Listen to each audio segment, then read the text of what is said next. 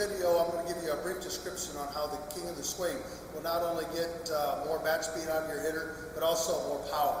And it's all in reference to a recent video that one of my buddies, KOTS Cruz, AA hitting instructor for the Chicago Cubs, just came out on his theory of the lower half, how it should work. And for the most part, the same thoughts that the Chicago Cubs are trying to get through to their hitters. Everything starts from the lower half. Energy from the lower half is what increases the performance of the upper half in hitting and pitching.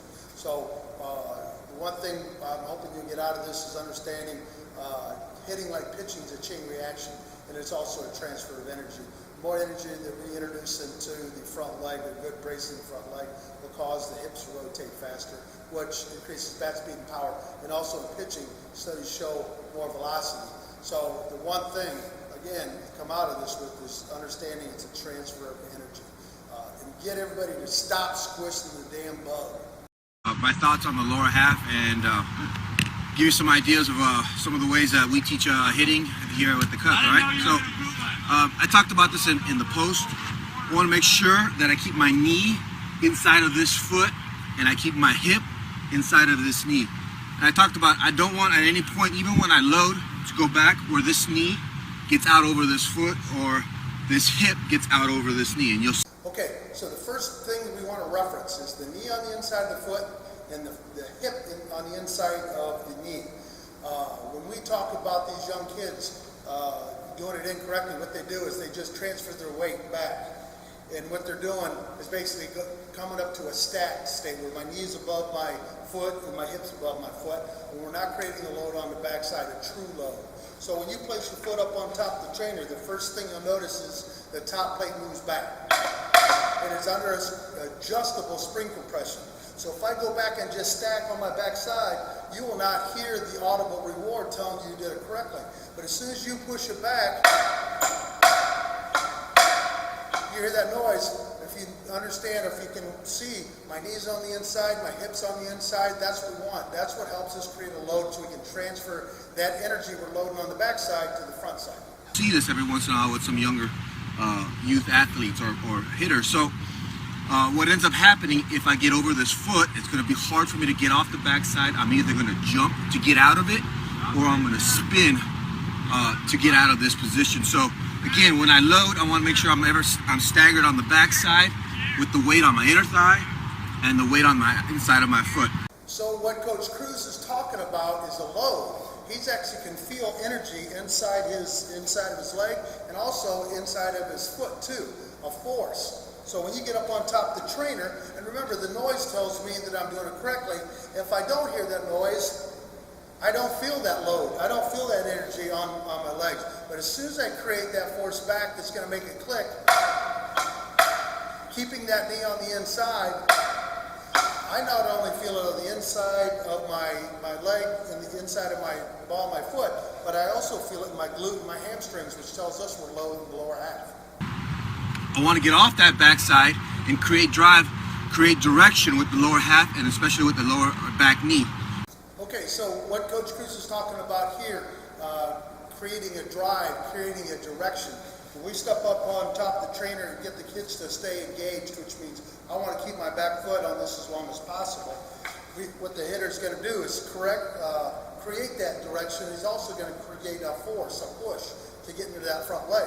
So when I go back into my load, when I'm doing it correctly, and it's having them stay engaged on that backside, all of a sudden that front foot goes out into that perfect angle to create a bracing action on the front side.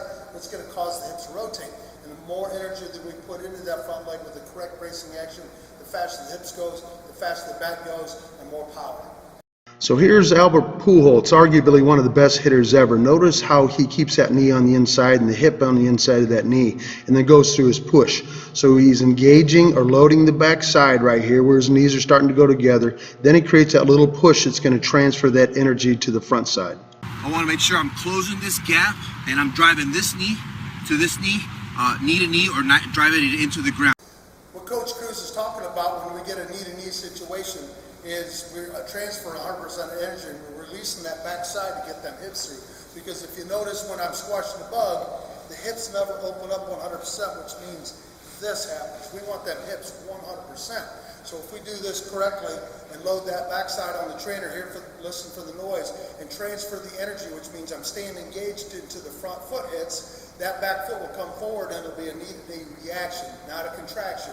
I've seen some coaches put baseballs down here and just have the kids kick them.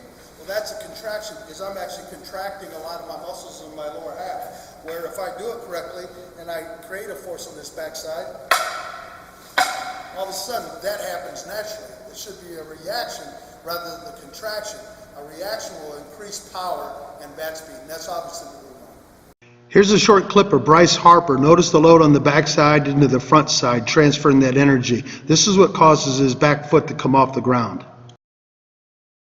I definitely want to land in the closed front side and work into that closed front side.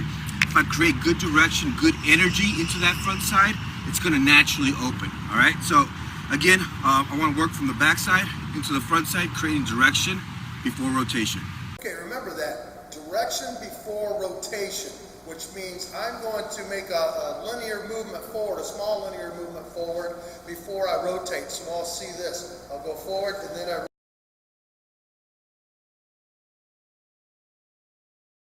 rotate.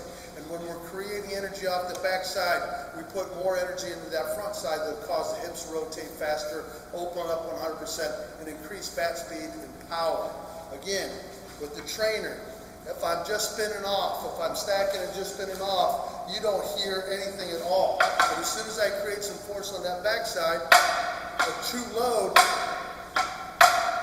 and you can actually use it for all types of loads, like the Pujols, where he just lifts up, he's lifting up and he's going back, but he's loading that backside.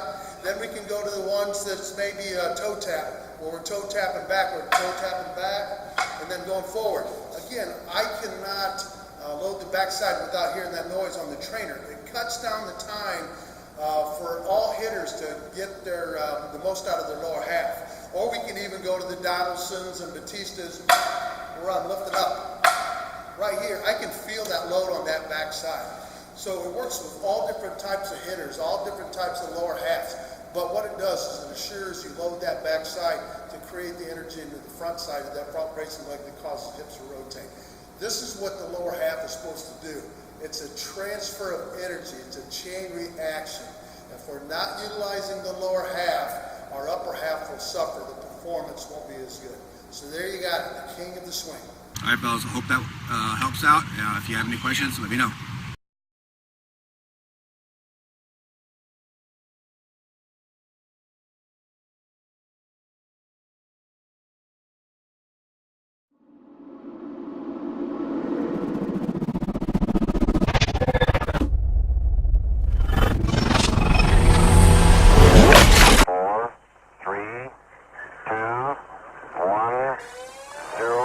Ignition, liftoff.